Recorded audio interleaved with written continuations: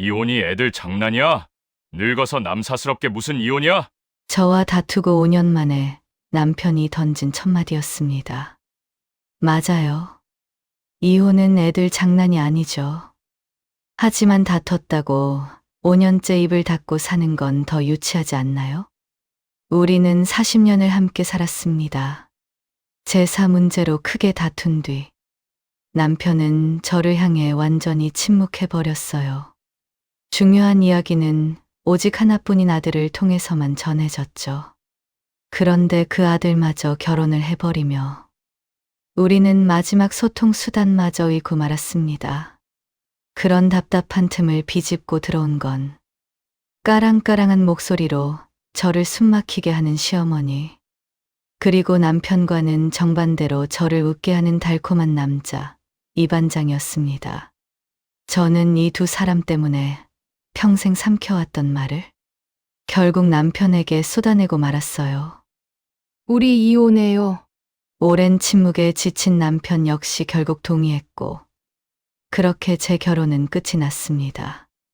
하지만 그 선택이 제 인생 최악의 실수가 될 줄은 꿈에도 몰랐습니다. 달콤한 꿈인 줄 알았던 그곳이 사실은 벗어날 수 없는 늪이었으니까요. 다정했던 그 남자의 소름 끼치는 정체, 그리고 뒤늦은 후회. 도망치듯 빠져나온 제 삶의 끝엔 무엇이 기다리고 있었을까요? 이야기 시작 전 구독과 좋아요 부탁드립니다. 안녕하세요. 저는 67살 주영선입니다. 동갑내기 남편은 작게 공인중개사 사무소를 운영하고 있어요. 오늘도 여느 때처럼 아침 밥상을 차려냈습니다. 남편은 밥상 앞에 앉아서 신문을 보며 숟가락을 먼저 들었어요. 저는 주방에서 설거지를 하면서 기다렸죠. 남편이 다 먹고 일어나길 기다렸다가 밥상에 앉는 게 일상이지요. 오늘따라 된장찌개가 엄청 짰습니다. 된장을 너무 많이 넣었나 봐요. 그런데도 남편은 아무 말 없이 후루룩 들이켰던 거예요. 고집 센 양반, 짜다고 한마디 할 법도 한데 어디 한번 짜게 먹어보라죠. 저도 아무 말 없이 국에다가 물을 부어서 먹었습니다. 우리는 5년째 서로 말을 하지 않고 있어요.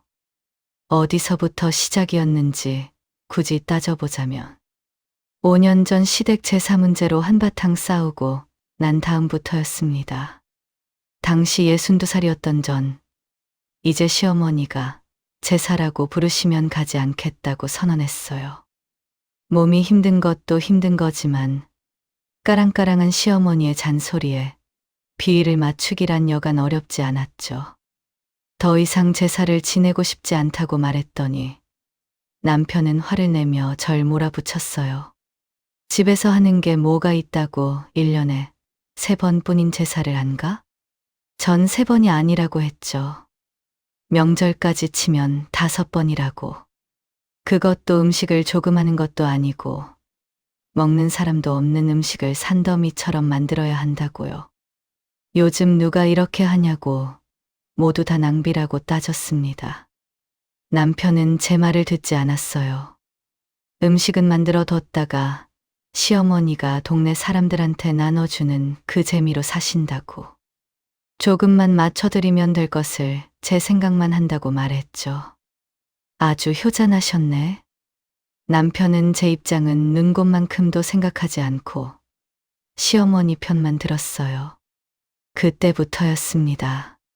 전 더 이상 남편과 말하고 싶지 않았어요. 남편 역시 그때 이후로 제게 어떤 말도 하지 않았죠. 제사도 일절 가지 않았습니다. 남편이 가끔 아들을 데리고 다녀오는 모양이었어요.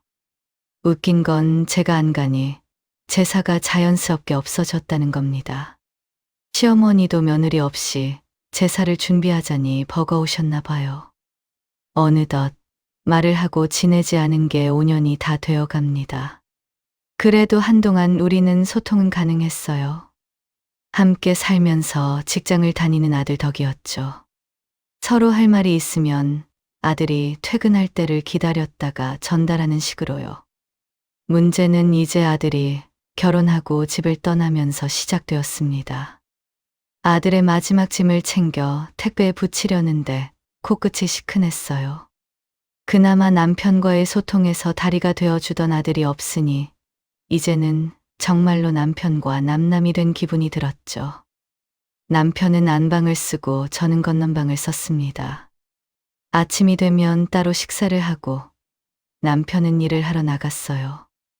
매달 정확한 날짜에 생활비가 입금되면 저는 그 안에서 식사를 차렸습니다. 저는 남편이 일하러 간 사이 집안일을 하고 병원도 다녔어요. 20만 원 되는 용돈을 가지고 혼자 친구들을 만나고 여행도 다녔습니다. 모든 일이 대화 없이도 절묘하게 이뤄졌어요. 어느 날 친구가 주말에 등산하러 가자고 했습니다. 주말에 쉬는 남편과 한 공간에 있기란 여간 불편한 일이 아니었어요. 저는 반색하며 손뼉을 쳤죠. 5만 원 회비를 내면 백수까지 먹고 올 수 있다길래 이게 웬 떡이냐 싶었습니다. 오랜만에 산에 오르니 꽤 힘들었지만 백숙을 먹을 생각에 무릎 아픈 것도 잊었어요. 신나서 따라 나섰죠. 등산 모임에서 단체로 고속버스 한 대를 빌렸더군요. 그래서인지 우리 팀 말고도 다른 팀들이 여럿 섞여 있었습니다. 문제 없었어요. 전 워낙에 다른 사람들과 이야기하는 것을 좋아하거든요. 서로 이야기를 나누면서 산에 오르다 보니 금세 친해졌죠. 산을 타면서 좋은 공기도 마시고 막걸리에 백숙을 먹고 나니 무릉도원이 따로 없었습니다. 그래, 가끔 이렇게 살아야지. 남편과 쌓였던 제 나름의 스트레스가 다 풀리는 기분이었어요. 그때 저쪽 모임에서 한 남자가 서글서글하게 다가왔습니다. 여긴 미인들만 모여 있네요. 다음엔 이 팀에서 등산하고 싶은데요. 목소리도 좋고 인상도 부드러웠어요. 특히 저와 눈을 마주치면서 관심을 끌려고 하는 게 느껴졌습니다. 싫지 않았어요. 산에 대해서도 잘 알더라고요. 이 나무는 원래 이름이 이건데, 그리고 저 꽃은 여기서만 볼 수 있다면서. 설명도 어쩌면 이렇게 재미있게 할까요? 그러면서 남자는 자길 이 반장이라고 부르라고 했습니다. 저쪽 모임에서 반장이라면서요. 다음 시간엔 단풍이 절정이라며 저와 같이 가고 싶다고 연락처를 건넸습니다. 시간 나면 말벗이나 하자면서 말이죠. 이 남자의 부인은 참 좋겠구나라고 생각했어요. 매일 이렇게 재밌게 말하는 사람과 살면 얼마나 즐거울까요? 버스를 타고 가는 내내 이 반장은 제 옆자리에 앉았습니다. 전 그 사람의 이야기를 듣고 웃느라 정신이 없었어요. 시간 가는 줄 몰랐죠. 그날 밤이었습니다. 백숙과 막걸리를 너무 많이 먹어서일까요? 아님 무리하게 등산을 해서일까요? 갑자기 식은땀이 흐르기 시작했어요. 가슴이 꽉 막힌 것처럼 숨을 쉴 수가 없었습니다. 이러다가 진짜 죽을 것 같다 싶었죠. 온 힘을 다해 도와달라고 소리쳤지만 목소리도 겨우 나왔어요. 안방까지 들렸을까요? 저는 침대 끝까지 간신히 기어갔다가 그대로 쿵 하고 바닥으로 떨어졌습니다. 다행히 방문이 열리는 소리가 들렸어요. 남편이 저를 발견한 것 같았습니다. 비몽사몽 의식이 오락가락했지만 구급차를 부르는 남편의 목소리가 어렴풋이 들렸어요. 저는 병원으로 실려갔습니다. 구급대원이 남편에게 제가 평소 지병을 갖고 있었는지, 낮에 하루 종일 뭘 했는지, 저녁으로 뭘 먹었는지를 묻더군요. 그 와중에도 남편은 별말이 없었죠. 알 리가 없었습니다. 저런 미련퉁이 남편을 믿고 살았다니 화가 날 정도였어요. 병원에서 검사를 받고 나서야 아들과 며느리가 찾아왔습니다. 급성 위식도 역류래요. 식도 경련도 있었고요. 며느리가 의사가 했던 말을 설명해 줬어요. 등산한다고 오랜만에 무리한 운동을 했고 과식에 음주까지 해서 그렇다고 말이죠. 다들 심근경색인 줄 알고 놀랐다며 그만하길 다행이라고 했습니다. 남편은 제게 괜찮냐는 한마디도 없이 돌아가 버렸어요. 아들은 투덜대며 잔소리를 했어요. 무슨 음주를 그렇게 하셨어요? 엄마 연세를 생각하셔야죠. 차가운 아들의 한마디에 저는 며느리 앞에서 한없이 창피하고 민망했습니다. 다음 날 오전에 저는 퇴원해서 집으로 돌아왔어요. 남편은 여전히 아무 말도 없이 출근하고 없었죠. 저는 텅 빈 집 안에서 혼자 죽을 배달시켜 먹었습니다. 그때 휴대폰이 울렸어요. 이 반장이었습니다. 어젠 잘 들어갔는지 안부를 묻더군요. 눈물이 핑 돌았습니다. 몸이 좋지 않아서 요양 중이라고 했더니 당장 죽을 사서 오겠다고 하더군요. 말이라도 기뻤습니다. 그러면서 혹시 집이 이 근처 아니냐면서 마침 여기 볼 일이 있어 왔다고 했어요. 혹시 시간 되시면 따뜻한 차 한잔 하실래요? 이 남자는 아는 것 같았습니다. 제가 사실은 지금 몸보다는 마음이 아프다는 사실을요. 망설일 이유가 없었습니다. 서둘러 옷을 갈아입었죠. 몇 번이고 거울을 봤습니다. 초췌한 얼굴이 신경 쓰이더군요. 동네에서 제법 먼 카페를 택시를 타고 달려갔죠. 이 반장은 죽을 사서 품에 안고 있었습니다. 죽이 식을까봐 안고 있었다며 꼴이 우습죠? 하며 제게 건네는데 감동적이었습니다. 아파오던 속이 벌써 씻은 듯이 다 나은 것 같았어요. 수다를 떨다 보니 3시간이 훌쩍 지나갔어요. 차와 죽은 진작 식었고 엉덩이가 아플 정도였지만 시간 가는 줄 몰랐습니다. 누군가와 이렇게 대화가 잘 통한 게 얼마만인지. 저는 이렇게 재미있는 분과 사시다니. 반장님의 부인은 좋겠다며 속마음을 이야기했어요. 그러자 남자의 표정이 잠시 어두워졌습니다. 남자는 3년 전에 사별했다며 외롭게 지내고 있다면서요. 이렇게 이야기가 잘 통하는 절 만나게 되어 너무 행복하다고 했죠. 저는 남편이 있어도 외로운 건 마찬가지라고 했습니다. 그러면서 남편과 5년째 말을 안 하고 있다고 하니 깜짝 놀랐어요. 어떻게 그럴 수가 있죠? 이런 훌륭한 분을 외롭게 하다니. 제가 남편이라면 여왕님처럼 모시고 살 텐데.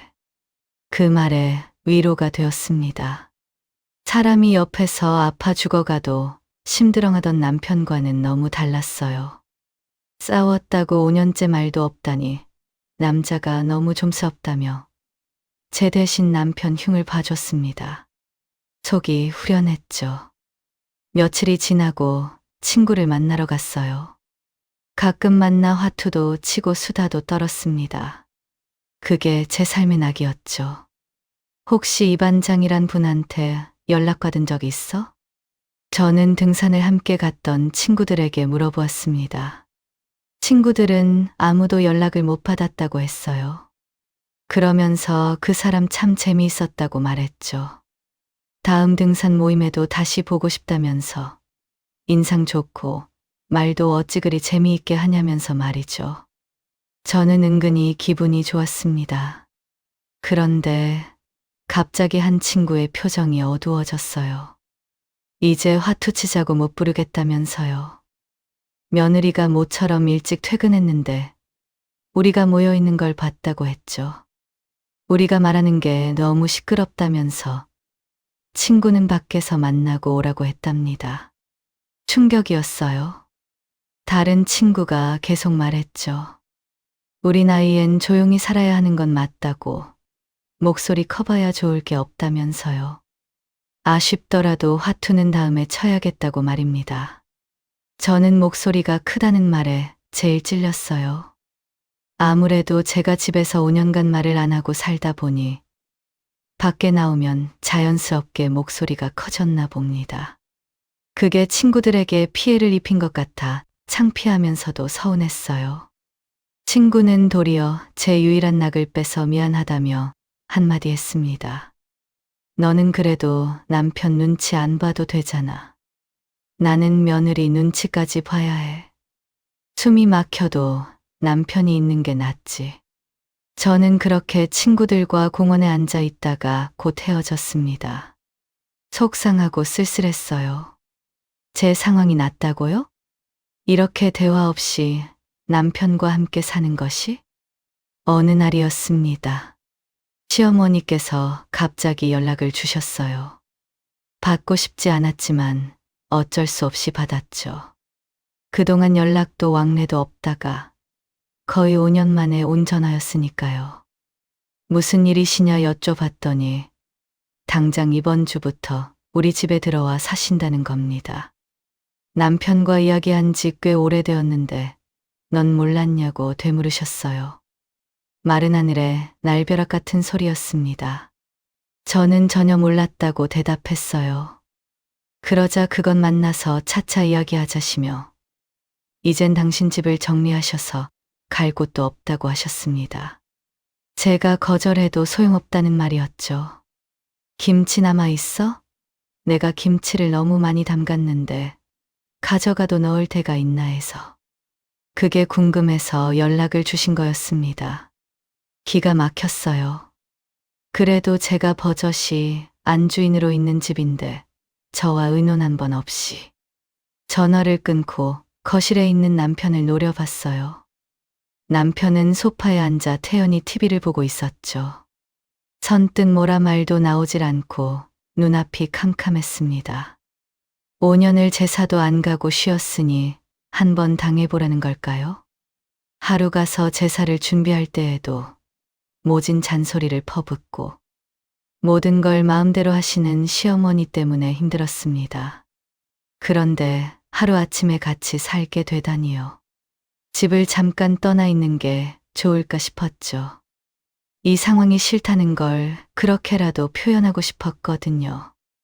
아들에게 연락했습니다. 혹시 며칠만이라도 제가 들어가서 살 수 있겠냐고. 아들은 싫다고 펄쩍 뛰었어요. 결혼하고 며느리와 아이를 가지려고 하는데 잘 안 생긴다고요. 특히 며느리가 아이를 갖고 싶어 하는데 마음대로 되지 않아 속상해하고 있답니다. 제가 찾아가면 스트레스 받아서 안 된다며 이제 아버지랑 이야기하실 때도 되지 않았냐고 짜증을 내더군요. 두 분이서 해결하시라고 말하면서 말이죠. 손주가 생길지도 모르는데 도와주진 못할 망정 방해가 되면 안 되죠. 저도 더는 부탁할 수 없었어요. 친구에게도 연락해봤지만 며느리한테 얹혀 사는 입장에 도와줄 수 없다고 했죠. 그러면서 이제 연로하셔서 더 구박도 못하실 거라고 힘들더라도 한번 모셔보라고 말하더군요. 절망적이었습니다. 갈 곳도 없고 도와줄 사람도 하나 없고 그때 이 반장의 문자가 도착했어요. 제게 줄 것이 있다면서 근처 공원으로 나오라고 했습니다. 저는 한달음에 달려나갔어요. 남자가 가져온 건 마트에서 흔히 살 수 있는 달콤한 주전부리였습니다. 그럼에도 제가 감동스러웠던 건 등산 중에 제가 좋아한다고 말했던 걸 딱 기억해서 가져온 거였죠. 주책맞게 눈물이 주르륵 흘러내렸습니다.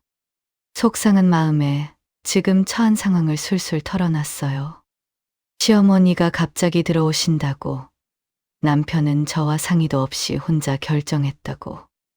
이 반장은 진심으로 공감해줬어요. 무슨 그런 남편이 다 있냐며 같이 화를 내줬습니다. 참고 살지 말라면서요. 안 되면 우리 집에 오세요. 혼자 살고 있으니 진심으로 이 반장의 집에 들어가고 싶었습니다. 하지만 어떻게 그럴 수 있나요? 전 말씀만이라도 고맙다고 했죠. 갑자기 이 반장은 제 손을 잡았어요. 진심으로 자기 집으로 오라는 눈빛이었습니다. 저도 모르게 가슴이 쿵쿵 뛰었어요. 남자는 저를 외롭게 하지 않을 자신이 있다고 말했습니다. 여왕님처럼 모시겠다고. 며칠이 지났어요. 아침부터 정말 시어머니가 짐을 들고 들어오셨죠. 시골집에 있던 구질구질한 살림을 그대로 가져오셨습니다. 베란다에 놓은 제 화분들을 한 곳에 몰아놓고 그 자리에는 먼지투성이 시래기와 호박을 널었어요. 뭐가 담긴 줄 알 수 없는 항아리며 용도를 알 수 없는 그릇들까지 쌓아두셨죠. 그건 시작에 불과했습니다. 안방을 턱하니 차지하시고는 무겁고 때가 낀 이불들을 이불장에 꾸역꾸역 넣으라고 하셨어요. 냉장고를 마음대로 열어서 일일이 냄새를 맡아보시더니 다 버리라고 명령하셨죠. 그러고는 당신이 챙겨오신 정체도 모를 냄새 나는 것들로 가득 채우셨습니다. 역시 아파트가 따뜻해서 좋아. 겨울 나기도 좋고 만족스러운 표정이셨어요. 오래 계실 생각이신 게 분명했습니다. 무엇보다 이 모든 걸 아무런 말도 못하고 받아들이고 있는 제가 답답했어요. 남편 역시 묵묵히 시어머니의 짐을 받아들 뿐 그 상황이 와서도 제게 한마디 하지 않았죠. 그날부터 시작된 67살의 시집살이는 정말 혹독했어요. 남편이 출근하면 TV를 보거나 친구를 만나 수다를 떨던 소소한 행복도 사라졌습니다. 새벽부터 눈을 뜨시고 부지런하게 움직이는 시어머니를 따라 저도 움직여야만 했죠. 바닥에 먼지가 많으니 청소기를 쓰지 말고 직접 닦아야 한다고 했습니다. 손빨래를 해야 때가 지워진다며 손목이 시큰거리도록 시키셨어요. 새벽부터 마늘을 빻는 소리에 아래층에서 항의가 왔고 진한 청국장 냄새 때문에 위층에서도 민원이 들어왔습니다. 몸이 힘든 것도 힘들었지만 민망하기까지 했죠. 제가 어디 나가려고 하면 애비 돈 쓰러 다닌다고 타박하셨습니다. 그러면서도 낯선 곳에 와서 말벗이 없으시다며 저와 계속 같이 다니려고 하셨어요. 마트며 주민센터며 병원이며 하루 종일 시어머니를 모시고 돌아다녀야 했습니다. 그래도 곧 친정엄마 기일이 다가와서 참았어요. 하루를 비워두고 산소에 다녀오겠다고 말씀드렸더니 시어머니가 단호하게 안 된다는 겁니다. 그날은 시어머니의 친정오빠 구순이라면서요.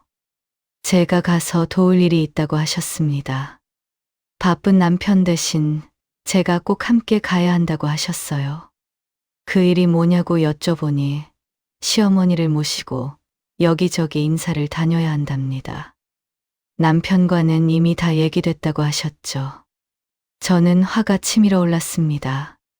친정엄마 기일은 미리 정해져 있었고 저는 양보 못한다고 말씀드렸어요. 시어머니는 그건 미리 다녀오면 되지 않았냐며 산 사람이 중요하다며 끝까지 타박하셨죠. 전 남편에게 다가갔어요. 5년 만에 처음으로 입을 열었습니다. 남편과 시어머니가 함께 있는 그 자리에서요. 저는 이대로는 못 살아요. 우리 이혼해요. 남편은 조금 놀란 듯 보였습니다. 하지만 곧 건조하고 냉담한 목소리로 따지더군요.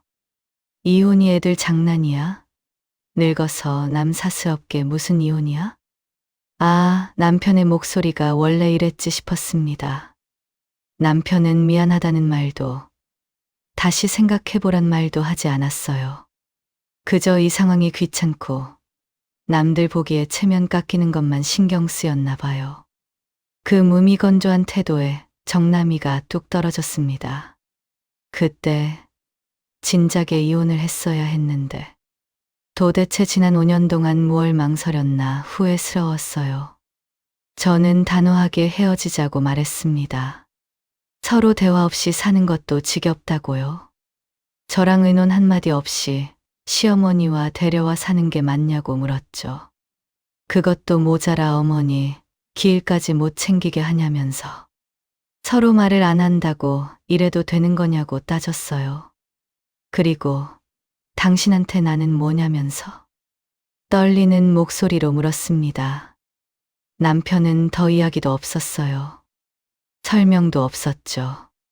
그저 그런 제가 질린다는 듯이 큰 소리를 칠 뿐이었어요. 그래, 그게 당신이 원하는 거면 헤어지자. 헤어져. 아쉬울 것 없다는 표정이었습니다. 시어머니는 옆에서 말리기는커녕 화를 내며 부추기기 바빴어요. 그렇게 우리의 40년간의 결혼 생활이 허무하게 끝났어요. 그 뒤 이혼은 일사천리로 진행되었습니다. 남편은 이혼 합의 이후 재산 분할 과정에서도 단 한마디를 하지 않았어요. 우린 이혼도 아들을 통해 서로의 의사를 전달하면서 진행했습니다. 끝까지 저를 무시하는 처사였죠. 재산이라곤 고작 우리가 살던 아파트가 전부였습니다. 그 외 시어머니, 재산이나 자동차가 있었지만 크게 따지지도 않았어요. 결국 이혼 후 제 손에 쥐어진 돈은 1억 6천만 원이었습니다. 딱히 미련은 남지 않았지만 마냥 홀가분하지도 않더군요. 이혼이 확정되자마자 저는 이 반장을 찾았습니다. 저를 이혼의 막바지까지 묵묵하게 응원해 주었던 남자였죠. 제가 드디어 이혼이 확정되었다고 하자 이 반장은 환호했습니다. 지옥 같은 곳을 잘 빠져나왔다면서 진심을 축하해 줬어요. 저는 아직 얼떨떨하다고, 뭘 어떻게 해야 할지 막막하다고 했죠. 당장 갈 곳도 정해지지 않았다면서요. 그러자 이 반장은 자기 집으로 당장 오라고 말했습니다. 그렇게 말해주는 이 남자 싫지 않았어요. 이제 제게 누구도 이렇게 말해줄 사람이 남아있지 않았기 때문이죠. 하지만 이혼했다고 선뜻 새로운 남자의 집으로 갈 순 없었습니다. 저는 정리하고 생각할 시간이 필요하다고 말했어요. 우선은 근처 찜질방에서 며칠 지내면서 생각을 정리하려고 했죠. 가진 돈을 어떻게 써야 할지, 어디서 자리를 잡고 집을 구할지 전혀 결정이 서지 않았습니다. 이상하게 설레거나 즐겁지도 않았어요. 찜질방에서 지내던 중 저는 이상한 여자를 봤습니다. 저랑 비슷한 또래로 보이는데 비슷한 상황인 건지 줄곧 찜질방에서 먹고 자는 사람이었어요. 어딘가 정신을 내려놓고 사는 것 같아 보였죠. 연락 오는 곳도 없어 보였고 겨우 한 끼를 챙겨 먹는지도 알 수 없었어요. 외로움을 피해 그저 사람들이 북적대는 이곳을 선택한 것이 아닌가 싶었습니다. 그러다가 돈이 떨어지면 어떻게 할 건가요? 하루 종일 여자를 관찰했죠. 동정심이 반, 불안감이 반 섞인 묘한 감정이었습니다. 여차하면 저도 저렇게 될 수도 있겠다는 생각이 들었거든요. 정신을 바짝 차려야겠다고 다짐했습니다. 이제는 저만 생각하기로요. 깊은 고민 끝에 제 마음이 가는 쪽으로 결정하기로 했습니다. 이 반장의 집에 들어가기로 결심했어요. 혼자 살기엔 아직 무섭고 누군가 곁에 있어주면 좋겠다는 생각이 들었죠.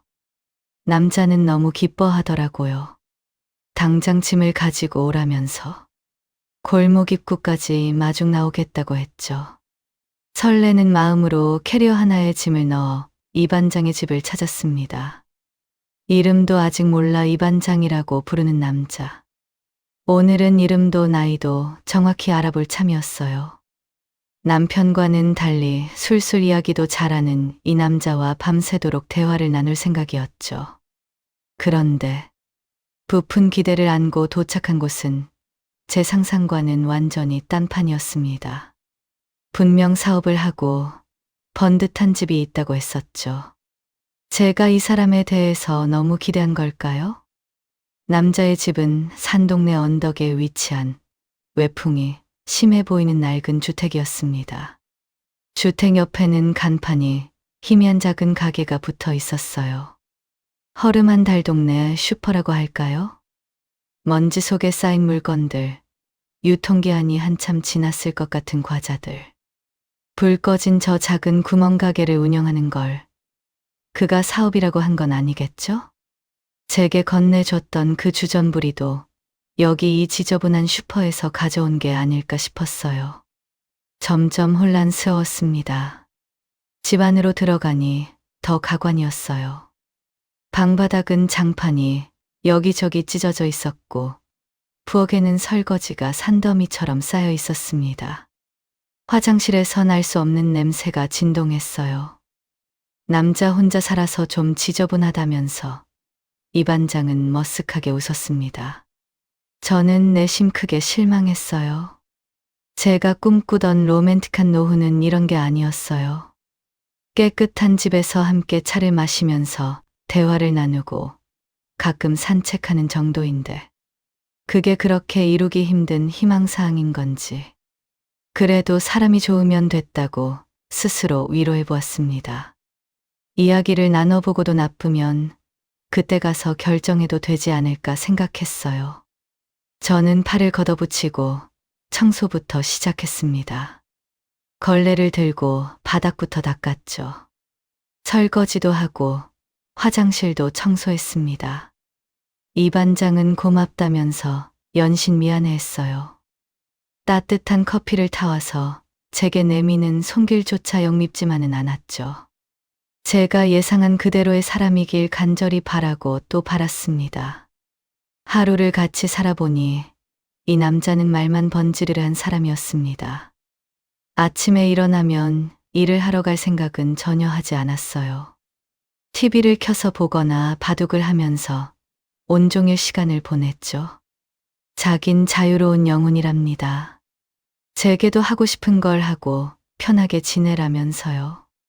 그 달 동네 슈퍼가 그의 사업의 전부가 맞았죠. 제 생각이 맞았던 겁니다. 하지만 남자의 소박한 사업은 망하기 직전이었어요.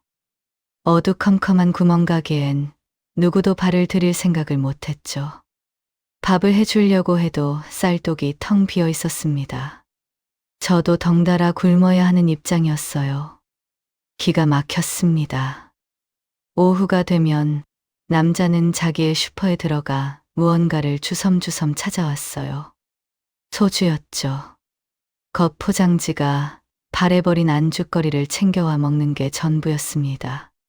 쌀쌀한 날씨에도 난방은 되지 않고 집안 어딘가 물건들은 이가 맞지 않았습니다. 하나부터 10까지 손을 대서 쓰려면 돈이 들어가는 수밖에 없었어요. 그렇게 생각이 들 때쯤 가만 보니 이 사람 결국 제 지갑이 열리기만을 기다리는 것 같았어요. 제게 어떤 것도 강요하지 않았고 나긋나긋한 말을 썼지만 보이는 실상은 그렇지 않았죠. 아님 자신의 신선 노름에 관객이라도 필요했던 걸까요? 그렇게 제게 관심을 보이고 즐거움을 주던 남자는 하루 사이에 사라졌습니다. 제 마음은 오후가 되기도 전에 벌써 차게 식어버렸어요. 늦은 밤에는 갑자기 이 반장의 아들이라는 남자가 찾아왔습니다. 덩치가 산만한 젊은 남자는 온몸에 문신이 그려져 있었어요. 술 냄새를 풍기는 것이 이 반장과 똑같았죠. 눈빛도 불량했습니다. 대문을 박차고 들어오더니 다짜고짜 돈을 달라면서 소리를 질렀어요. 아들은 결혼을 해서 독립했다더니 이 반장의 말은 하나같이 다 거짓말이었습니다. 딱 봐도 사고뭉치에 밑바닥 인생이었죠. 당신이 우리 새엄마야? 이 반장의 아들은 저를 손가락으로 가리키며 훑어봤습니다. 눈빛이 소름 끼쳤어요. 전 몸이 굳어 대답도 하지 못했죠. 더 웃긴 건 이 반장의 태도였습니다. 아들은 집안을 돌아다니며 버릇없이 물건을 툭툭 차고 다녔어요. 보아하니 돈 될 만한 걸 찾는데 없으니 신경질이 난 것 같았죠. 그런 아들을 어린아이처럼 어르고 달랬습니다. 급기야 자기 주머니에 있던 돈을 꺼내주는 거예요. 대체 무슨 일이 있었기에 아들을 저렇게 키울 수 있죠? 부인과 사별했다는 이 반장의 말까지 의심이 될 정도였습니다. 그의 아들이 제 가방까지 열어볼 땐 저도 모르게 겁에 질려 이 반장의 등 뒤로 숨었어요. 이 반장은 또다시 사람 좋게 허허 웃었습니다. 이제 곧 아빠와 결혼할 사이라며 저를 아들에게 소개시켰죠. 아들은 절 보면서 다시 또 인사를 드리겠다고 했어요.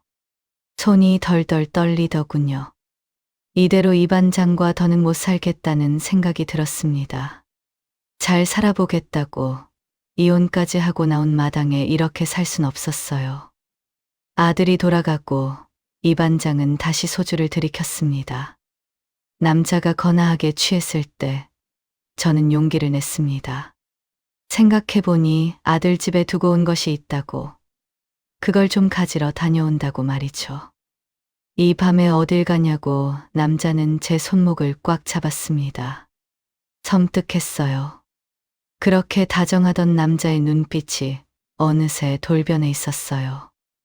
이 집에 들어오는 건 마음대로 들어올 수 있어도 나갈 땐 아니에요.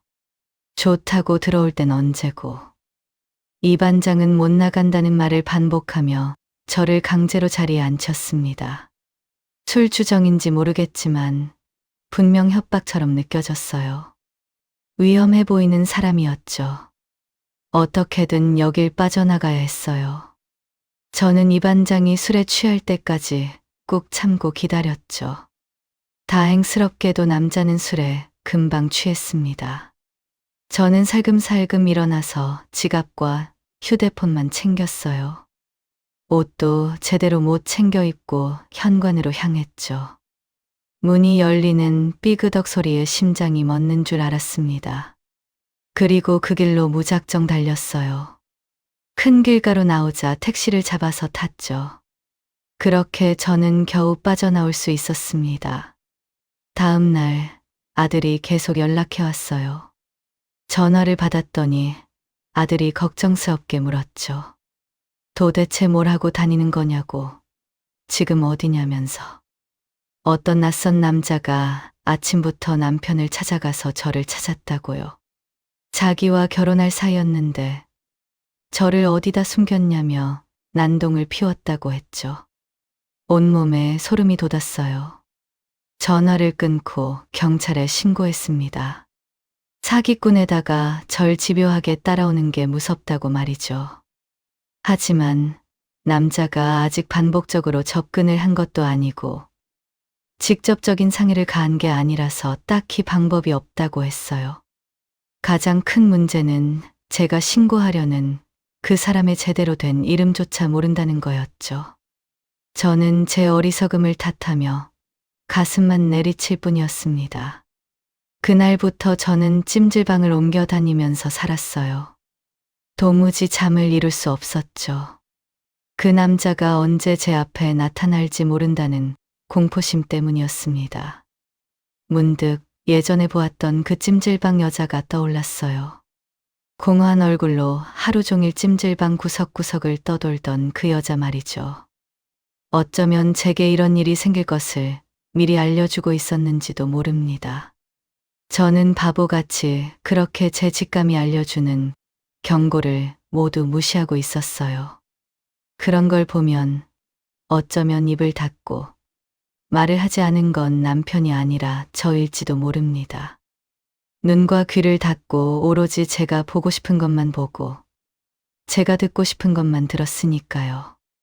이제 와서 후회를 한들 엎질러진 물을 주워 담을 수는 없었죠. 이 반장과 친해지고 싶어 알려줬던 제 모든 정보가 약점이 되어 돌아왔습니다. 그렇다고 계속 찜질방을 옮겨 다니면서 살아갈 수도 없었어요. 저는 연고가 없는 낯선 도시로 가야겠다고 결심했죠. 남편과 이혼을 할 때까진 자유를 찾았다고 생각했어요. 하지만 지금은 더 큰 지옥에 빠졌습니다. 눈물이 왈칵 쏟아졌어요. 저는 그저 잘 살려고 했던 것뿐인데 말이죠. 며칠이 지나 저는 적당한 곳을 찾았습니다. 그곳에서 허름한 빌라를 하나 계약했어요. 애써 담담한 척 하려고 했지만 그게 잘 되지 않았죠. 한동안 옆집에서 인기척만 들려도 가슴이 철렁 내려앉았습니다. 혹시 그 남자가 날 찾아온 건 아닐까 하고. 낯선 동네에서 죄다 낯선 사람들을 마주쳤지만 불안감은 멈추지 않았어요. 화려한 황혼을 꿈꿨던 제 인생이 어쩌다 이렇게 도망자 신세가 되었는지 밤마다 하염없이 눈물을 쏟았습니다. 이젠 아들에게도 남편에게도 친구에게도 연락하지 않았어요. 그 이상한 남자가 제 주변 사람들을 통해 저를 찾을까봐 무서웠죠. 그의 무시무시한 아들이 함께 쫓아올 것만 같았습니다. 그래도 살아야 했어요. 생계를 위해 공공근로 일을 신청했죠. 딱 그 정도로만 충분했습니다. 노인복지센터니, 노인교실이니, 주변에 노후를 즐길 만한 프로그램이나 기회도 있었지만, 제게는 사치였어요. 더 이상 사람을 믿고 새로운 인연을 만들기란 무리였죠. 저를 지켜줄 사람은 이제 없었습니다. 스스로를 보호할 수밖에요. 이를 떠올리면 한없이 서러웠죠. 시간이 흐르면 조금씩 무뎌질까요? 저는 거기에 희망을 걸 수밖에 없었어요. 그렇게 숨어 지낸 지 3년이 흘렀습니다. 어느 날 아들에게서 문자가 왔어요. 최근에서야 겨우 아들과 문자를 주고받을 만큼 저도 상황이 좋아졌죠. 아들은 시어머니가 돌아가셨다고 연락을 주었습니다. 마지막 인사를 할 생각이 있냐고 물었어요. 돌이켜보면 제가 이혼을 하게 된 건 시어머니 탓인지도 모릅니다. 여태껏 징글징글하다며 미워해왔는데 돌아가셨다니 속이 영 시원하지 않더군요. 한참을 망설이다가 검은 정장을 찾아 꺼내 입었습니다. 그래도 찾아가서 인사를 하는 것이 도리라는 생각이 들었어요. 이젠 그 남자의 얼굴도 희미해지기도 했죠. 더 이상 절 쫓지도 않는다는 확신이 들기도 했습니다. 거울을 보는데 제 얼굴이 더 볼품없어졌어요. 볼은 움푹 꺼지고 눈은 퀭하게 쑥 밀려 들어갔습니다. 주름은 훨씬 더 깊어졌어요. 저는 입을 꾹 다물고 아들이 알려준 병원의 장례식장을 찾아갔습니다. 향 냄새가 은은하게 풍겨오고 시어머니 영정이 놓여 있었어요. 남편 역시 많이 늙어버렸습니다. 머리는 하얗게 새고 어깨는 쪼그라들죠. 고집스럽게 다문 입은 예전과 비슷했지만 그마저도 이젠 불쌍해 보였어요. 저는 말없이 절을 하고 남편을 쳐다봤습니다. 여전히 남편은 말이 없었어요. 저를 공허하게 응시하는 두 눈은 슬퍼 보였고 외로워 보였습니다. 우리가 처음부터 대화를 많이 나눴더라면, 제가 이혼하지 않고 조금 더 참았더라면 결과는 달라졌을까요? 저는 조용히 남편 앞에 무릎을 꿇었습니다. 어떤 의미의 눈물인지 모르겠지만 눈물이 쏟아졌어요. 지난 세월 남편에게 쏟아붓기만 한 제 모진 말들 때문인지도 모르겠습니다. 여하듯 눈물이 펑펑 쏟아졌어요. 장례식이라 다행이었습니다. 그곳에선 누구나 그렇게 울어도 되니까요. 갑자기 남편도 제 앞에서 무릎을 꿇더군요. 그러더니 제 어깨를 토닥였습니다. 고생했어. 그리고 미안해. 처음이었습니다. 남편이 그런 이야기를 할 수 있다는 게 놀라웠어요. 눈물이 흐르다가 멈출 지경이었죠. 남편은 자기가 조금 더 빨리 이야기했어야 했다고, 그땐 조용히 있으면 다 해결될 줄 알았다고 말하더군요. 그렇게 긴 세월을 침묵한 이유치곤 너무나 어이없는 이유였습니다. 저와 이혼을 한 뒤 많이 후회를 했다더군요. 저 역시 후회를 했다는 사실을 굳이 이야기할 필요도 없었죠. 그 순간 저는 남편의 마지막 말로 인해 제 가슴 속 어디선가 이상한 희망이 피어오르는 걸 느꼈어요. 가령 다시 남편과 함께 살 수 있다는 희망, 그런 거 말이죠. 혹은 우리가 다시 침묵하기 전에 그 시간으로 돌아갈 수 있다는 기대, 그런 거 말이에요. 저는 조용히 일어나서 앞치마를 찾아 동염했습니다. 그리고 며느리와 함께 조문객들을 맞이했어요. 부지런히 육개장을 나르면서 말이죠.